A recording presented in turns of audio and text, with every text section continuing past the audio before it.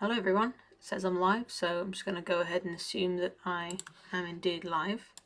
Thank you very much for joining me. It's late where I am, but I'm hoping that we might be joined by some other time-zoned people who, who will not be quite such a ridiculous hour for, or welcome if you're joining us from the future, but thank you very much for joining me live especially. I have, for the last few years, been live streaming reading around Christmas time. I'm having difficulty finding time to do it this year.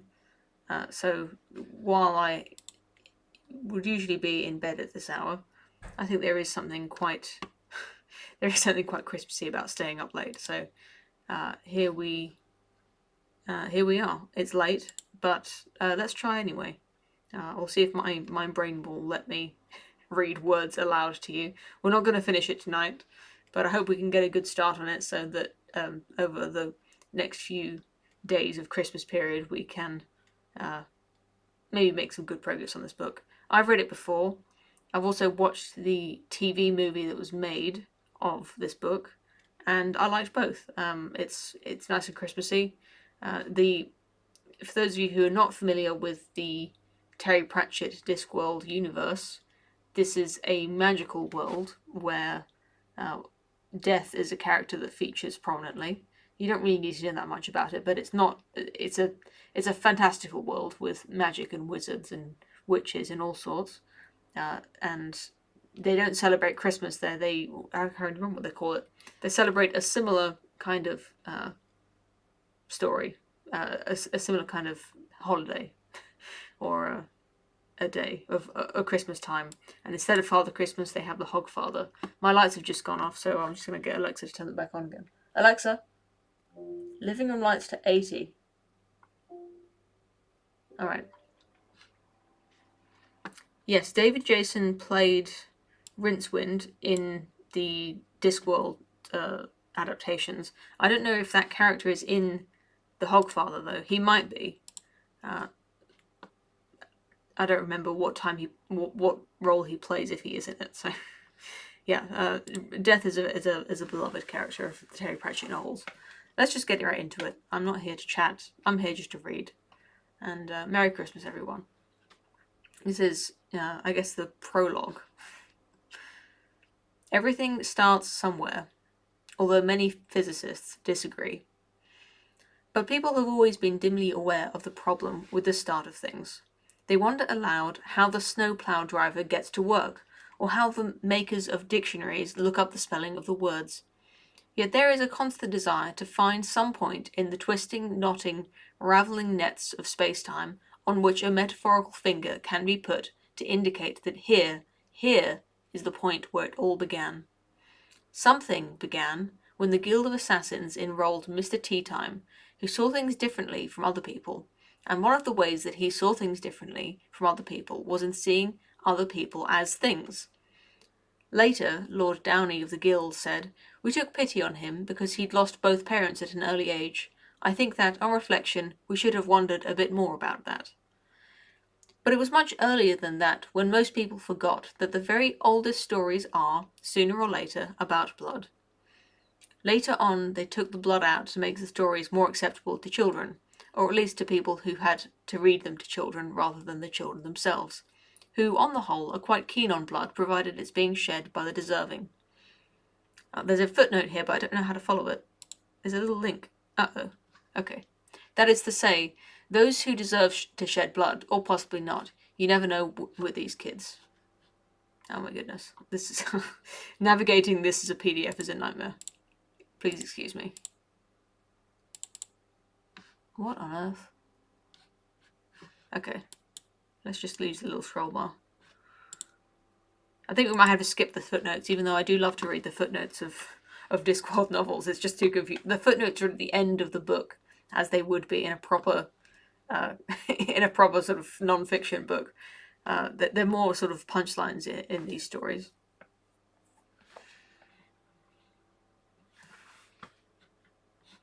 And earlier still, when something in the darkness of the deepest caves and gloomiest forests thought, "What are they, these creatures? I will observe them." and much, much earlier than that, when the Discworld was formed, drifting onwards through space atop 4 elephants on the shell of a giant turtle, Great Artuin. Possibly, as it moves, it gets entangled like a blind man in a cobwebbed house in those highly specialized little space-time strands that they try to breed in every history they encounter, stretching them and breaking them and tugging them into new shapes. Or possibly not, of course. The philosopher Didactylus has summed up an alternative hypothesis as, things just happen, what the hell. The senior wizards of Unseen University stood and looked at the door. There was no doubt that whoever had shut it wanted it to stay shut. Dozens of nails secured it to the doorframe. Planks had been nailed right across, and finally it had, up until this morning, been hidden by a bookcase that had been put in front of it. "And there's the sign, Ridcully," said the Dean. "You have read it, I assume. You know? The sign which says, 'Do not, under any circumstances, open this door.'" "Of course I've read it," said Ridcully. "Why do you think I want it opened?" Why?" said the lecturer in recent runes. "To see why they wanted it shut, of course." He gestured at Modo, the university's gardener and odd-job dwarf, who was standing by with a crowbar. "Go to it, lad." The gardener saluted. "Right you are, sir." Against the background of splintering timber, Ridcully went on. "It says on the plans that this was a bathroom. There's nothing frightening about a bathroom, for God's sake.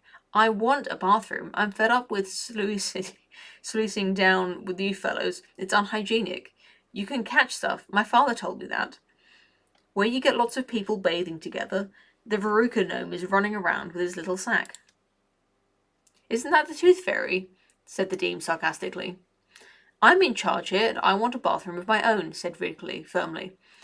"And that's all there is to it, all right? I want a bathroom in time for Hogwatch night, or understand? Yeah, Hogswatch night. That's their Christmas.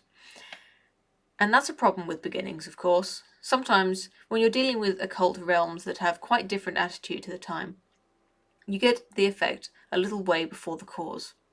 From somewhere on the edge of hearing came a gling-a-ling-a-ling-a-ling-a-ling noise with silver bells. At about the same time as the Arch-Chancellor was laying down the law, Susan Stow-Hillett was sitting up in bed, reading by candlelight. Frost patterns curled across the windows. She enjoyed these early evenings. Once she had put the children to bed, she was more or less left to herself. Mrs. Gator was pathetically scared of giving her any instructions, even though she paid Susan's wages. Not that the wages were important, of course. What was important was that she was being her own person and holding a real job. And being a governess was a real job. The only tricky bit had been the embarrassment when her employer found out that she was a duchess, because in Mrs. Gator's book, which was a rather short book with big handwriting, the upper crust wasn't supposed to work. It was supposed to loaf around. It was all Susan could do to stop her curtsying when they met. A flicker made her turn her head. The candle flame was streaming out horizontally, as though in a howling wind. She looked up. The curtains billowed away from the window, which flung itself open with a clatter. But there was no wind. At least, no wind in this world. Images formed in her mind. A red ball, the sharp smell of snow, and then they were gone, and instead they were... "Teeth?" said Susan aloud. "Teeth again?" She blinked. When she opened her eyes, the window was, as she knew it would be, firmly shut. The curtain hung demurely.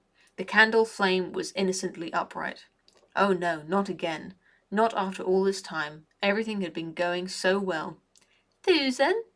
She looked around. Her door had been pushed open by a small figure stood there, barefoot in a nightdress. She sighed. "Yes, Twyla?" "I'm afraid of the monster in the cellar, Susan. It's going to eat me up." Susan shut her book firmly and raised a warning finger. "What have I told you about trying to sound ingratiatingly cute, Twyla?" she said. The little girl said, "You said I mustn't. You said that exaggerated lisping is a hanging offence, and I only do it to get attention." "Good. Do you know what monster it is this time? It's the big hairy one with... Susan raised a finger. Ah, she warned. With 8 arms, Twyla corrected herself. What, again? Oh, all right. She got out of bed and put on her dressing gown, trying to stay quite calm while the child watched her. So they were coming back. Oh, not the monster in the cellar. That was all in a day's work. But it looked as if she was going to start remembering the future again. She shook her head. However far you ran away, you always caught up. You always caught yourself up. But monsters were easy, at least. She'd learned how to deal with the monsters. She picked up the poker from the nursery fender and went down the back stairs with Twyla following her. The Gators were having a dinner party. Muffled voices came from the direction of the dining hall. Then, as she crept past, a door opened and yellow light spilled out, and a voice said, Ye gods, there's a girl in the nightshirt out there with a poker. She saw figures silhouetted in the light, and made out worried faces of Mrs. Gator. Susan, what are you doing? Susan looked at the poker and then back at the woman. Twyla said she's afraid of a monster in the cellar, Mrs. Gator. And you're going to attack it with a poker, eh? Said one of the guests. There was a strong atmosphere of brandy and cigars. Yes, said Susan simply. Susan's our governess, said Mrs. Gator. I told you about her. There was a change in expression on the faces peering out from the dining room. It became a sort of amused respect. She beats up monsters with a poker, said someone. Actually, that's a very clever idea, said someone else. Little girl gets it into her head there's a monster in the cellar. You go in with a poker and make a few bashing noises while the child listens, and then everything's all right. Good thinking, that girl. Very sensible. Very modern. Is that what you're doing, Susan? Said Mrs. Gator anxiously. Yes, Mrs. Gator, said Susan obediently. This I've got to watch, but it's not every day you see monsters beaten by a girl, said the man behind her. There was a swish of silk and a cloud of cigar smoke as the diners poured out into the hall. Susan sighed again and went down the cellar stairs, while Twyla sat demurely at the top, hugging her knees. A door opened and shut. There was a short period of silence and then a terrifying scream. One woman fainted and a man dropped his cigar. You don't have to worry. Everything will be all right, said Twyla calmly. She always wins. Everything will be all right. There were thuds and clangs, and then a whirring noise, and finally a sort of bubbling. Susan pushed open the door. The poker was bent at right angles. There was nervous applause. Very well done, said a guest. Very psychological. Clever idea, that bend in the poker, and I expect you're not afraid any more, eh, little girl? No, said Twyla. Very what does he say? Per-psychological. Susan says, don't get afraid, get angry, said Twyla. Thank you, thank you, Susan, said Mrs. Gator, now a trembling bouquet of nerves. And Sir Geoffrey, if you'd all like to come back into the parlour, the drawing room. The party went back up the hall. The last thing Susan heard before the door shut was dashed convincing, the way she bent the poker like that. She waited. Have they all gone, Twyla? Yes, Susan. Good. Susan went back into the cellar and emerged towing something large and hairy with 8 legs. She managed to haul it up the stairs and down the other passage to the backyard, where she kicked it out. It would evaporate before dawn. That's what we do to monsters, she said. Twyla watched carefully. And now it's bed for you, my girl, said Susan, picking her up. Can I have the poker in my room for the night? All right. It only kills monsters, doesn't it? The child said sleepily, as Susan carried her upstairs. That's right, Susan said. All kinds. She put the girl in bed next to her brother and leaned the poker against the toy cupboard. The poker was made of some cheap metal with a brass knob on the end. She would, Susan reflected, give quite a lot to be able to use it on the children's previous governess. Good night. Good night. She went back to her own small bedroom and got back into bed, watching the curtains suspiciously. It would be nice to think she'd imagined it. It would also be stupid to think that too. but she'd been nearly normal for 2 years now, making her only way in the real world, never remembering the future at all. Perhaps she had just been dreaming things, but even dreams could be real. She tried to ignore the long thread of wax that suggested the candle had, just for a few seconds, streamed in the wind. As Susan sought sleep, Lord Downey sat in his study, catching up on the paperwork. Lord Downey was an assassin, or rather, an assassin. The capital letter was important. It separated those curs who went around murdering people for money from the gentlemen who were occasionally consulted by other gentlemen who wished to have removed, for a consideration, any inconvenient razor blades from the candy floss of life. The members of the Guild of Assassins considered themselves cultured men who enjoyed good music and food and literature, and they knew the value of human life, to a penny in many cases. Lord Downey's study was oak-panelled and well-carpeted. The furniture was very old and quite worn, but the ware was the wear that comes only when very good furniture is carefully used over several centuries. It was matured furniture. A log fire burned in the grate. In front of it, a couple of dogs were sleeping in the tangled way of large hairy dogs everywhere. Apart from the occasional doggy snore or the crackle of a shifting log, there was no other sounds but the scratching of Lord Downey's pen and the ticking of the long case clock by the door. Small, private noises which only served to define the silence. At least, this was the case until someone cleared their throat. The sound suggested very clearly that the purpose of the exercise was not to erase the presence of a troublesome bit of biscuit, but merely to indicate, in the politest possible way, the presence of the throat. Downey stopped writing, but did not raise his head. Then, after what appeared to be some consideration, he said in a businesslike voice, "The doors are locked, the windows are barred, the dogs do not appear to have woken up. The squeaky floorboards haven't. Other little arrangements which I will not specify seem to have been bypassed. That severely limits the possibilities. I really doubt that you are a ghost, and gods generally do not announce themselves so politely. You could, of course, be Death, but I don't believe he bothers with such niceties, and besides, I am feeling quite well. Something hovered in the air in front of his desk. My teeth are in fine condition, so you are unlikely to be the tooth fairy.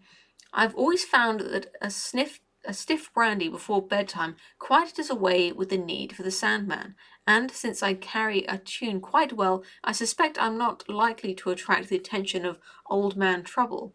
The figure drifted a little nearer.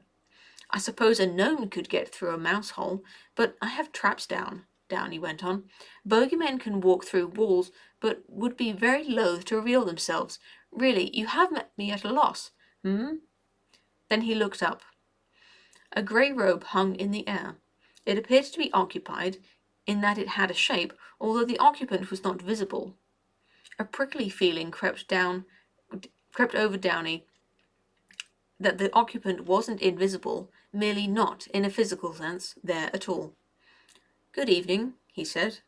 The robe said, "Good evening, Lord Downey." His brain registered the words. His ears swore they hadn't heard them. But you did not become head of the Assassin's Guild by taking fright easily. Besides, the thing wasn't frightening, it was, thought Downey, astonishingly dull. If monotonous drabness could take on a shape, this would be the shape it would choose. "You appear to be a spectre," he said. "Our nature is not a matter for discussion," arrived in his head. "We offer you a commission." "You wish someone inhumed," said Downey. "Brought to an end." Downey considered this. It was not as unusual as it appeared. There were precedents. Anyone could buy the services of the Guild. Several zombies had, in the past, employed the Guild to settle scores with their murderers. In fact, the Guild, he liked to think, practiced the ultimate democracy. You didn't need intelligence, social position, beauty, or charm to hire it. You just needed money, which, unlike the other stuff, was available to everyone. Except for the poor, of course, but there was no helping some people. Brought to an end, that was an odd way of putting it. "We can," he began. The payment will reflect the difficulty of the task. Our scale of fees, the payment will be $3 million. Downey sat back. That was 4 times higher than any fee earned by any member of the guild, and that had been a special family rate, including overnight guests. No questions asked, I assume, he said, buying time. No questions asked. Answered, sorry. But does the suggested fee represent the difficulty involved? The client is heavily guarded? Not guarded at all, but almost certainly impossible to delete with conventional weapons. Downey nodded. This was not necessarily a big problem, he said to himself. The guild had amassed quite a few unconventional weapons over the years. Delete? An unusual way of putting it. We like to know for whom we are working, he said. We are sure you do. I mean, that we need to know your name, or names in the strict client confidentiality, of course. We have to write something down in our files. You may think of us as the auditors. Really? What is it that you audit? Everything. I think we need to know something about you. We are the people with $3 million. Downey took the point, although he didn't like it. $3 million could buy a lot of no questions. Really? He said. In the circumstances, since you are a new client, I think we would like payment in advance. As you wish, the gold is now in your vaults. You mean that it will shortly be in our vaults, said Downey. No, it has always been in your vaults. We know this because we have just put it there. Downey watched the empty hood for a moment, and then, without shifting his gaze, he reached out and picked up the speaking tube. Mr. Winvo, he said, after whistling into it. Ah, good. Tell me, how much do we have in our vaults at the moment? Oh, approximately, to the nearest million, say. He held the tube away from his ear for a moment, and then spoke to it again. Well, be a good chap and check anyway, will you? He hung up the tube and placed his hands flat on the desk in front of him. Can I offer you a drink while we wait? He said. Yes, we believe so. Downey stood up with some relief and walked over to his large drinks cabinet. His hand hovered over the guild's ancient and valuable Tantalus, with its labelled decanters of Mur, Nig, Trob, and Ixu. Oh, is that the whiskey backwards? Oh, the other one's backwards as well. So that's gin, rum, and port. And what would you like to drink? He said, wondering where the auditor kept its mouth. His hand hovered for just a moment over the smallest decanter, marked Noise Shop. That's poison. We do not drink. But you did just say I could offer you a drink. Indeed, we judge you fully capable of performing that action. Ah. Downey's hand hesitated over the whiskey decanter, and then he thought better of it. At that point, the speaking tube whistled. Yes, Mr. Winvo? Really? Indeed. I myself have frequently found loose change under the sofa cushions. It's amazing how it Oh, no, I wasn't being... Yes, I did have some reason to. No. Blame the attachés to whom you in any... No, I can hardly see how it... Yes, go and have a rest. What a good idea. Thank you. He hung up the tube again. The cowl hadn't moved. We will need to know where, when, and, of course, who, he said after a moment. The cowl nodded. The location is not on any map. We would like the task to be completed within a week. This is essential. As for the who, a drawing appeared on Downey's desk, and in his head arrived the words, Let us call him the Fat Man. Is this a joke? Said Downey. We do not joke. No, you don't, do you? Downey thought. He drummed his fingers. There aren't many who would say this person does not exist, he said. He must exist. How else could you so regularly recognize his picture? And many are in correspondence with him. Well, yes, of course, in a sense he exists. In a sense, everything exists. It is cessation of existence that concerns us here. Finding him would be a little difficult. You will find persons on any street who can tell you his approximate address. Yes, of course, said Downey, wondering why anyone would call them persons. it was an odd usage. But, as you say, I doubt that they could give a map reference, and even though how could be the fat man be inhumed? A glass of poisoned sherry, perhaps? The cowl had no face to crack a smile. You misunderstand the nature of employment, it said in Downey's head. He bridled at this. Assassins were never employed. They were engaged or retained or commissioned, but never employed. Only servants were employed. What is it that I misunderstand exactly? He said. We pay, you find the ways and the means. The cowl began to fade. How can I contact you? Said Downey. We will contact you. We know where you are. We know where everyone is. The figure vanished. At the same moment the door was flung open to reveal the distraught figure of Mr. Winvo, the guild treasurer. Excuse me, my lord, but I really had to come. He flung some discs onto the desk. Look at them. Downey carefully picked up the golden circle. It looked like a small coin, but no denomination, said Winvo. No heads, no tails, no milling. It's just a blank disc. They're all just blank discs. Oh dear, I just hit the scroll wheel by accident.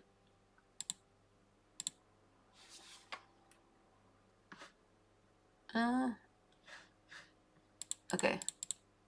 I really have to get better at this.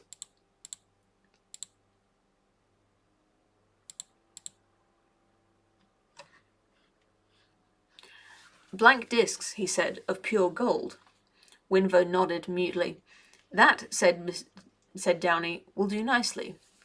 It must be magical, said Winvo, and we never accept magical money. Downey bounced the coin on the desk a couple of times. It made a satisfyingly rich thunking sound. It wasn't magical. Magical money would look real, but its whole purpose would be to deceive.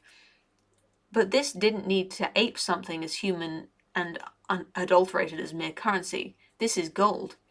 It told his fingers. Take it or leave it. Downey sat and thought, while Winvo stood and worried. We'll take it, he said. But, thank you, Mr. Winvo, that is my decision, said Downey. He stared into space for a while and then smiled. Is Mr. Teatime still in the building? Winvo stood back. I thought the council had agreed to dismiss him, he said stiffly. After that business with Mr. Teatime does not see the world in quite the same way as other people, said Downey, picking up the picture from his desk and looking at it thoughtfully. Well, indeed, I think that is certainly true. Please send him up. The guild attracted all sorts of people, Downey reflected. He found himself wondering how it had come to attract Winvo, for one thing. It was hard to imagine him stabbing anyone in the heart in case he got blood on the victim's wallet. Whereas Mr. Teatime... The problem was that the guild took young boys and gave them a splendid education, and incidentally taught them how to kill, cleanly and dispassionately, for money. And for the good of society, or at least the part of society that had money, and what other kind of society was there? But very occasionally you found you'd got someone like Mr. Teatime, and to whom the money was merely a distraction. Mr. Teatime had a truly brilliant mind, but it was brilliant like a fractured mirror, all marvellous facets and rainbows, but ultimately also something that was broken. Mr. Teatime enjoyed himself too much, and other people also. Downey had privately decided that sometime soon Mr. Teatime was going to meet with an accident. Like many people with no actual morals, Lord Downey did have standards, and Teatime repelled them. Assassination was a careful game, usually played against people who knew the rules themselves, or could at least afford the services of those who did. There was considerable satisfaction in a clean kill.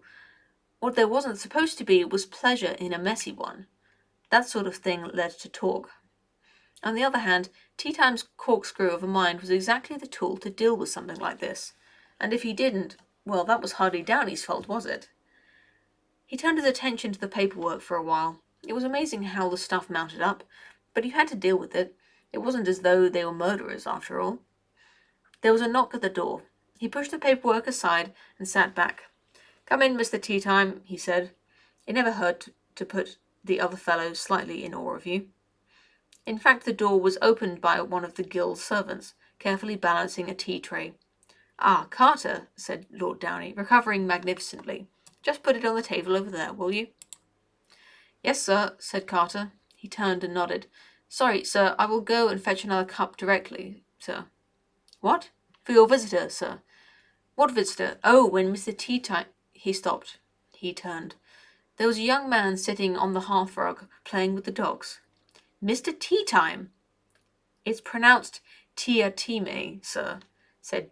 I'm going to call him Teatime, said Teatime, with just a hint of reproach.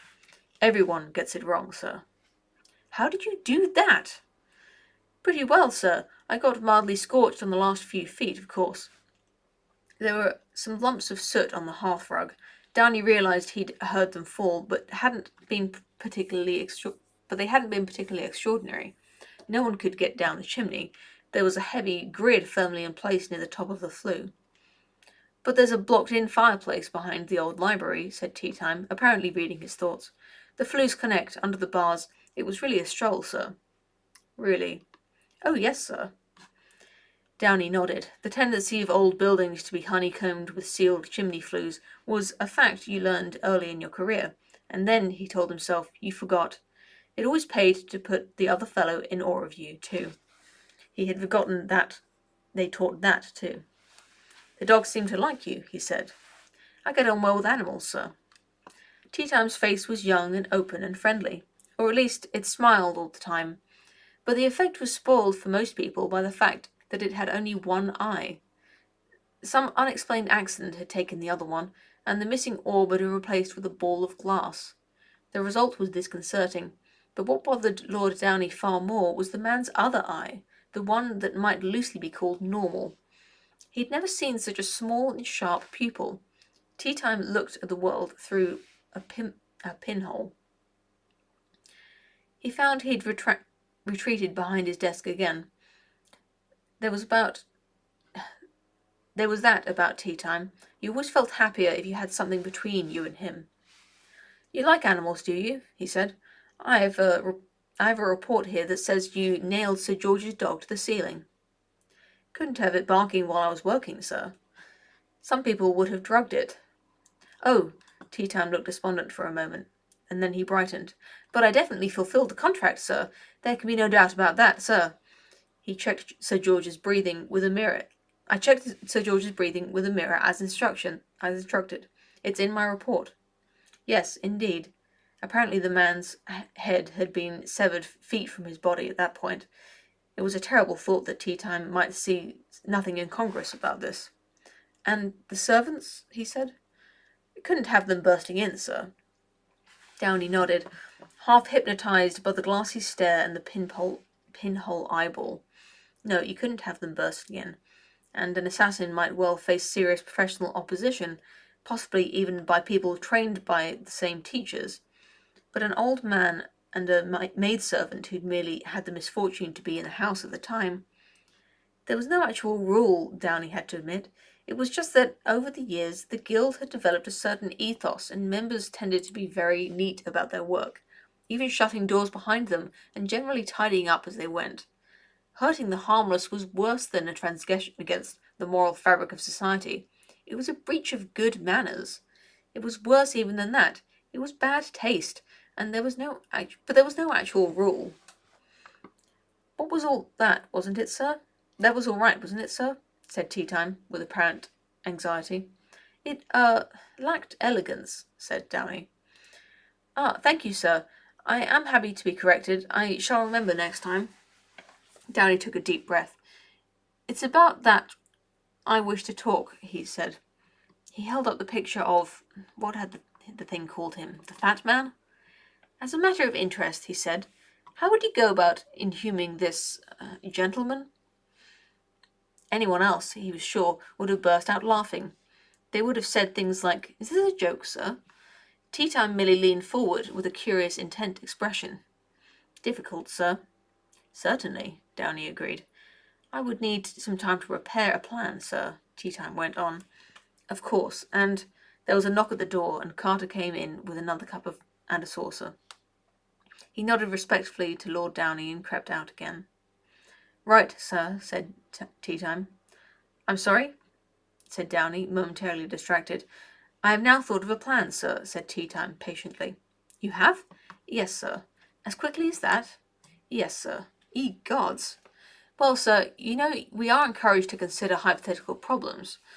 Oh, yes, a very valuable exercise. Downey stopped, and then looked shocked. You mean you have actually devoted time to considering how to inhume the Hogfather? He said weakly. You've actually sat down and thought out how to do it. You've actually devoted your spare time to the problem. Oh, yes, sir. And the soul-cake duck, and the Sandman, and death. Downey blinked again. You've actually sat down and considered how to... Yes, sir. I've amassed quite an interesting file. In my own time, of course. I want to be quite certain about this, Mr. Tea Time. You have applied yourself to a study of ways of killing death. Only as a hobby, sir. Well, yes, hobbies, yes. I mean, I used to collect butterflies myself, said Downey, recalling the first moments of waking pleasure at the use of poison and the pin. But, actually, sir, the basic methodology is exactly the same as it would be for a human. Opportunity, geography, technique. You just have to work with the known facts about the individual concerned. Of course, with this one, such a lot is known. And you've worked it all out, have you? Said Downey, almost fascinated. Oh, a long time ago, sir. When, may I ask? I think it was when I was lying in bed one Hogswatch night, sir. My gods, thought Downey, and to think that I just used to listen for sleigh bells. My word, he said aloud. I may have to check some details, sir. I'd appreciate access to some of the books in the dark library. But yes, I think I can see the basic shape. And yet, this person... Some people might say that he is technically immortal. Everyone has their weak points, sir. Even death? Oh, yes, absolutely. Very much so. Really? Downey drummed his fingers on the desk again. The boy couldn't possibly have a real plan, he told himself. He certainly had a skewed mind. Skewed? It was a positive helix. But the fat man wasn't just another target in some mansion somewhere. It was reasonable to assume that people had tried to trap him before. He felt happy about this. Tea Time would fail, and possibly even fail fatally if his plan was stupid enough, and maybe the guild would lose gold, but maybe not. Very well, he said. I don't need to know what your plan is. That's just as well, sir. What do you mean? Because I don't propose to tell you, sir. You'd be obliged to disapprove of it. I am amazed that you are so confident that it can work, Tea Time. I just think logically about the problem, sir, said the boy. He sounded reproachful. Logically? Said Downey. I suppose I just see things differently from other people, said Tea Time. It was a quiet day for Susan, although on the way to the park, Gawain trod on a crack in the pavement, on purpose. One of the many terrors conjured up by the previous governess's happy way with children had been the bears that waited around in the street to eat you if you stood on the cracks. Susan had taken to carrying the poker under her respectable coat. One wallop generally did the trick. They were amazed that anyone else saw them. Gawain, she said, eyeing a nervous bear who had suddenly spotted her and was now trying to edge away nonchalantly. Yes? You meant to tread on that crack so that I'd have to thump some poor creature whose only fault is wanting to tear you limb from limb. I was just skipping. Quite. Real children don't go hippity-hoppity-skip unless they are on drugs. He grinned at her. If I catch you being twee again, I will knot your arms behind your head, said Susan levelly. He nodded and went to push Twyla off the swings. Susan relaxed, satisfied. It was her personal discovery. Ridiculous threats didn't worry them at all, but they were obeyed, especially the ones in graphic detail. The previous governess had used various monsters and bogeymen as a form of discipline. There was always something waiting to eat or carry off bad boys or girls for crimes like stuttering or defiantly and aggravatingly persisting in writing with their left hand. There was always a scissor man waiting for the little girl who sucked her thumb, always a bogeyman in the cellar, as if such bricks of innocence of childhood could Of such bricks is the innocence of childhood constructed. Susan's attempt at getting them to disbelieve in things only caused the problems to get worse. Twilight had started to wet the bed. This may have been a crude form of defense against the terrible clawed creature that she was certain lived under it. Susan had found out about this the first night when the child had woken up crying because of the bogeyman in the closet. She had sighed and gone to have a look. She had been so angry that she pulled it out, hit it over the head with a nursery poker, dislocated its shoulder as a means of emphasis, and kicked it out of the back door. The children refused to disbelieve in the monsters because, frankly, they knew damn well the things were there. But she'd found that they could, very firmly, also believe in the poker. Now she sat down on the bench and read her book. She made a point of taking the children every day somewhere where they could meet others of the same age. If they got the hang of the playground, she thought, adult life would hold no fears. Besides, it was nice to hear the voices of little children at play, provided you took care to be far enough away not to hear what they were actually saying. There were lessons later on. They were going a lot better now she'd got rid of the reading books about bouncing balls and dogs called Spot. She'd got Gawain on the military campaigns of General Tacticus, which were suitably bloodthirsty, but more importantly, considered too difficult for a child. As a result, his vocabulary was doubling every week, and he could already use words like disemboweled in everyday conversation. After all, what was the point of teaching children to be children? They were naturally good at it. And she was, to her mild horror, naturally good with them. She wondered suspiciously if this was a family trait, and if, to judge by the way her hair so readily knotted itself into a prim bun, she was destined for jobs like this for the rest of her life. I'm trying to remember who Susan is. She's definitely from a previous novel. I think she's Death's daughter. That was my first memory. And if she's not Death's daughter, I don't know who she is. I think she's like an adopted daughter. A little girl that Death took in and raised. I'm just reading the super chat now. Thank you, the English loyalist. Merry Christmas and Happy New Year. Always enjoy the reading. Thank you. Take care of yourself during this nasty lockdown. Thank you very much, the English loyalist. I'm taking care of myself. We're blessed to be in a region of the UK that still allows us to have a Christmas day with multiple households. Although, to be fair, even if we weren't allowed to, you probably still would. We've got a helpful person in the chat who says that Susan is a granddaughter-ish of Death. I think I'll have to finish at the end of this chapter. I was hoping we'd get further through it. I forgot this book was so long, to be honest. It was her parents' fault. They hadn't meant it to turn out like this. At least, she'd hoped charitably that they hadn't. They'd wanted to protect her, to keep her away from the worlds outside this one, from what people thought of the occult, from her grandfather, to put it bluntly. I was just speculating when it just explains it right here.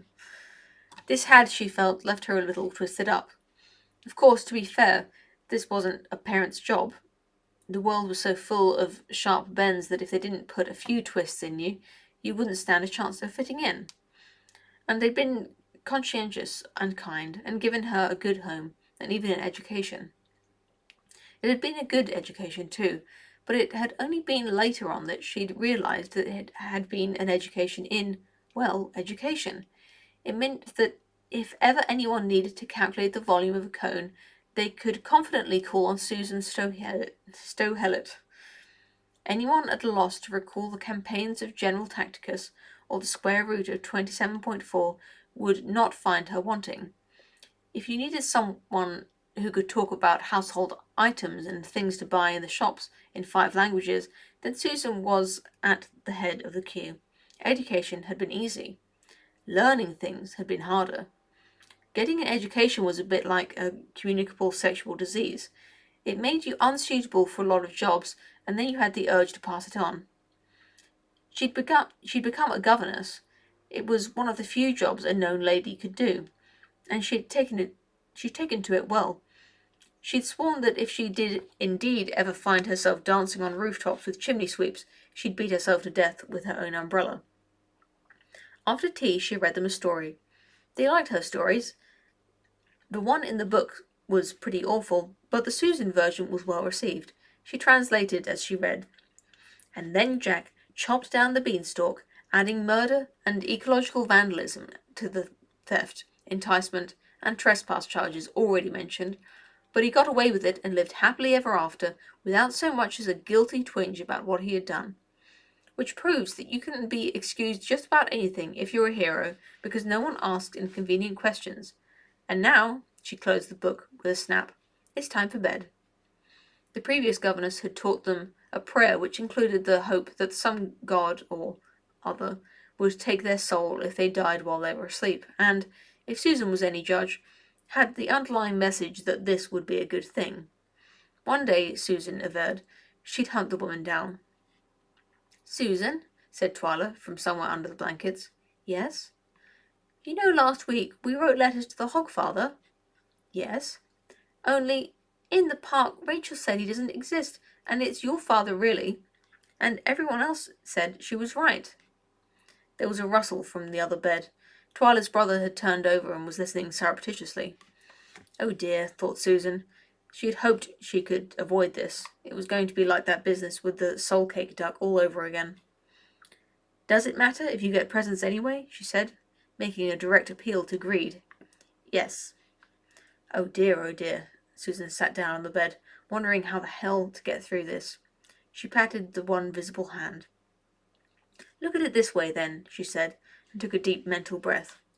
"Wherever people are obtuse and absurd, and wherever they have, by even the most generous standards, the attention span of a small chicken in a hurricane, and the investigative ability of a one-legged cockroach, and wherever people are inanely credulous, pathetically attached to the certainties of a nursery, and, in general, have as much grasp of realities of the physical universe as an oyster has of mountaineering, yes, Twyla, there is a Hogfather."